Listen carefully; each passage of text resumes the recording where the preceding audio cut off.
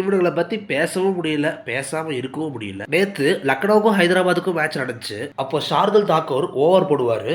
அப்போ சீக்கா அவருக்கு ரொம்ப சப்போர்ட் பண்ணுவாரு. அதுக்கு தகுந்த மாதிரியே அவர் 2 விக்கெட் எடுப்பாரு. கொஞ்சம் ரீவைண்ட் பண்ணா ஐபிஎல் ஸ்டார்ட் ஆகிறதுக்கு முன்னாடி சீக்கி சீக்கா சேனல்ல ஐபிஎல் மார்க் ஆக்ஷன் 2024 நடத்துறாங்க. அதுல ஒரு சில டீமை ஒரு சில பேர் ரெப்ரசென்ட் பண்ணாங்க. அதுல சிஎஸ்கேவுக்காக சீக்காவும் இன்னொருத்தரும் கலந்துக்கிட்டாங்க. அப்போ ஷார்துல் தாக்கூர் பேர் வரும்போது கூட இருந்தவர் பிட் பண்ணிடுவாரு. அதுக்கு சீக்கா இவன்லாம் ஒரு ஆளா, இவனை போய் ஏன்டா எடுத்த, இடம் இருக்குன்னு இவனை போய் யாராச்சும் வாங்குவாங்களா அப்படின்னு அவர் சொன்னாரு.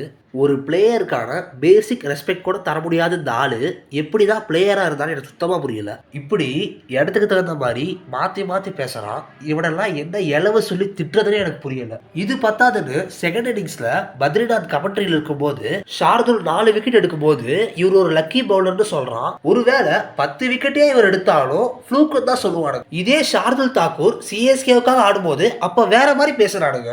இது கூட பரவாயில்ல. ஆனால் மேட்ச் நல்லா இன்ட்ரெஸ்டிங்காக போயிட்டு இருக்கு. அப்போ வந்து சிஎஸ்கே ஆர்சிபி மேட்ச் கண்டிப்பாக பாருங்க, ரைவல்ரி கண்டிப்பாக காத்திருக்கு, அப்படி இப்படின்னு பில்டப் பயங்கரமாக தரானுங்க. அதே மற்ற டீமோட மேட்ச்னா இந்த அளவுக்கு பில்டப் பண்ண மாட்டேங்கிறானுங்க. ஓகே, தமிழ்நாட்டில் அதிகமாக சிஎஸ்கே ஃபேன் பேஸ் இருக்கு, அதனால சேனலும் அதுக்கு தான் சப்போர்ட் பண்ணும். அதுக்குன்னு பார்ஷியாலிட்டி அட் இட் ஸ்பீக்னு சொல்ற மாதிரி பண்ணா எப்படி வெறுப்பாவாது?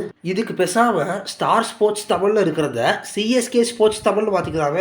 இதையெல்லாம் பத்தி உங்க தாட்ஸை கமெண்ட்ஸ்ல சொல்லுங்க.